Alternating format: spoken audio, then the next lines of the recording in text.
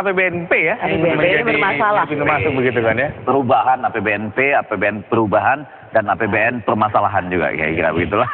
Ya, jadi terkait dengan APBNP tadi sudah disinggung, kita juga ingin tahu seperti apa sebenarnya perpustakaan UI. Karena itu kan juga ada berapa 60 miliar APBNP. APBNP. Karena ada yang bilang 170 miliar, ada yang bilang 70 miliar. Kalau saya nggak keliru nanti bisa dicek itu 150 miliar, 50 miliar kerjasama dengan BNI, 30 miliar dana masyarakat, 70 miliar memang dari APBNP.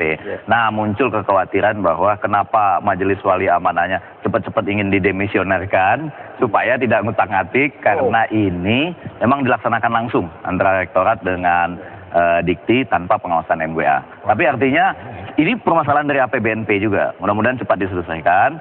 Jangan lagi mengarah ke perpecahan kita di dalam. Karena sebetulnya ini dipicu juga oleh surat Dirjen Dikti. Nanti suratnya saya copy. Dan habis itu kami mestinya jangan berkelahi di dalam. Tapi sama-sama berteriak keluar UI kompak misalnya buat bubarkan badan anggaran. Seru kan? Karena ini paling nggak kalau yang terjadi artinya dunia atau lembaga pendidikan sudah mulai tergerus. Itu yang lebih menakutkan. Itu ingin saya katakan bahwa perhatian media menurut saya harus lebih kepada persoalan UI ini. Media harus memberikan perhatian besar pada UI ini. Kenapa? Menurut saya lembaga pendidikan, institusi pendidikan, kalau juga kemudian institusi ini juga terkait dengan ada kasus-kasus seperti itu, apalagi bisa kita harapkan. Kebetulan itu anggaran terbesar loh. Pendidikan kan terbesar. Harus 20% dari total. Tapi mudah-mudahan bisa cepat diselesaikan, terutama karena dua hal. Dikti tidak bisa lepas tangan. Apa yang terjadi pada masa transisi ini ada dua suratnya. Nanti bisa saya kopikan. Kita juga mau ke Tempo menjelaskan bahwa ini terjadi karena dua surat edaran Dikti. Lagi pula, janganlah kami dipecah-pecah. Habis ini kalau kami kompak, Yellow Jacket kompak, kita bisa konsen pada itu loh tadi. Politik sandera menyandera, lalu kemudian bagaimana supaya badan anggaran ini dan pemilihan KPK kan yang akan dalam minggu ini ya. Kembali ke masalah anggaran ini. Kita kembali ke masalah SEA Games juga ya. Ini yang tentunya anggarannya akhirnya keluar. Namun kalau tidak ada sistem tender ini kemudian bagaimana kira-kira implementasinya, apakah setelah SEA Games nanti akan lebih banyak kasus-kasus yang sana dapat proyek karena apa begitu. Gimana ini? Menurut saya harus ada ini. Karena memang situasi yang darurat seperti itu, menurut saya harus ada jaminan bahwa itu dapat dilakukan dengan cara penunjukan langsung. Harus ada semacam dispensasi, tapi sangat diskresi yang sangat hati-hati. Dan itu harus melibatkan KPK menurut saya. Itu yang bikin pusing Pak Rahmat Gobel pernah ketemu saya sebenarnya kan, panitianya. Kalau udah begini kita pusing mau ngambil keputusan, akan disalahkan. Makanya dia mau cari payung hukumnya ini bagaimana. Oke.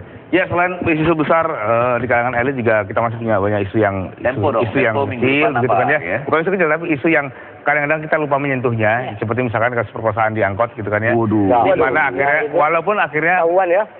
walaupun akhirnya Pak Gubernur minta maaf atas apa yang dia katakan gitu kan. Tapi saya pikir terlalu opini gitu kan ya. Tapi saya pikir ini sebuah mindset yang harus kita perbaiki bersama. Masa sebuah korban perkosaan menjadi penyebab perkosaan ini kan.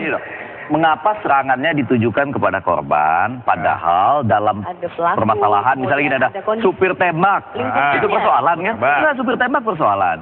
Mikrolet yang kacanya gelap, itu persoalan. Kemudian bagaimana pemerintah daerah ini menyediakan angkutan yang aman dan nyaman di malam hari buat semua, apalagi perempuan. Nah, itu permasalahan utama tuh. Malah yang dipersoalkan. Nanti ada anggarannya lagi Bang Egy. Terakhir dari Mas Wahyu besok Tempo apa? Besok Tempo. Boleh ngomong ya? Sudah mau sih akhir Mas Wahyu. Terakhir ya. Jadi besok majalah Tempo itu cover story-nya tentang bannernya, judulnya itu kipas-kipas kasus Senturi. Akhirnya saudara-saudara sekalian, kita kembali ke Senturi. Oke, berarti minggu depan nih kayaknya seru nih Mas Wahyu. Ini termasuk ada jidatnya itu di situ, di upper deck-nya judulnya adalah tentang kisah dari klan Kasan. Iya, baiklah. Akan diatur dan jadi kami nggak berantem lagi nih, kami keluar untuk kipas-kipas Senturi. Terima kasih banyak, Mas Wahyu, terima kasih banyak. Besok minggu depan pasti akan lebih seru ya. Kita jumpa lagi minggu depan. See you guys.